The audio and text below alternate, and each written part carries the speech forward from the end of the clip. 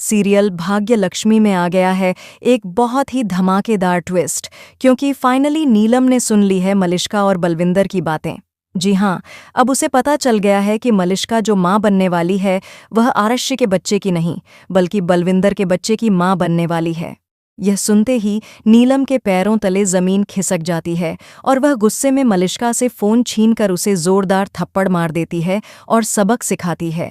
लेकिन यह सब हुआ कैसे और सच सामने कैसे आया, चलिए बताते हैं। लेकिन हाँ, अगर आपने अभी तक हमारे चैनल को सब्सक्राइब नहीं किया है तो जल्दी से कर लीजिए।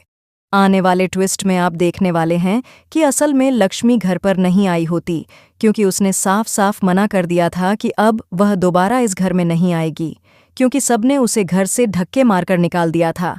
इसके बाद वह चाची के घर पर होती है। वहां अब बच्चे पारो और रोहन भी पहुंच चुके हैं। दोनों बहुत खुश हैं, लेकिन अपनी माँ को बहुत मिस कर रहे हैं। इसी वजह से पारो आज नीलम से बदतमीजी तक कर जाती है।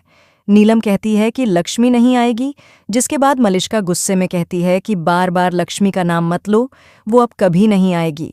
आरशी यह सुनकर गुस्सा करता है और कहता है, बच्चों से इस तरह कैसे बात कर रही हो तुम मलिष्का? इस पर मलिष्का कहती है, हाँ, बच्चों मतलब शादी में नहीं आएगी वो। इसके बाद पारो बहुत गुस्सा हो जाती है और नीलम से कहती है, पक्का आपने ही मम्मा को कुछ बोला होगा, क्योंकि मम्मा कभी किसी से लड़ाई नहीं करती। अब सभी पारो को समझाने लगते हैं, लेकिन वह रोने लगती है। पारो और रोहन दोनों जिद करते हैं कि वे अपनी लक्ष्मी माँ के पास जाएंगे और सच में वे चले भी जाते हैं। अब पूरा परिवार उन्हें वापस लाने के लिए चाची के घर पहुंचता है। नीलम को अब बच्चों की वजह से लक्ष्मी को घर बुलाना ही पड़ेगा, क्योंकि बच्चे अब उस घर में नहीं रहेंगे। अब सीरियल बहुत ही इंटरेस्टिंग होने जा रहा है, क्योंकि एक तरफ मलिष्का का भांडा फूट गया है और नीलम ने फ़ोन पर सारी बातें सुन ली हैं, तो दूसरी तरफ लक्ष्मी भी घर लौटने वाली है।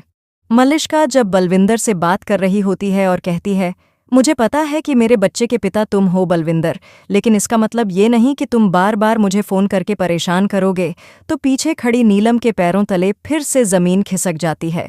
उसे यकीन ही नहीं होता कि मलिष्का ऐसा कुछ कर सकती है। शालू और लक्ष्मी की बातें सच साबित होती हैं और अब सच सामने आ ही गया है। अब देखना दिलचस्प होगा कि मलिष्का कैसे नीलम को मनाने की कोशिश करती है।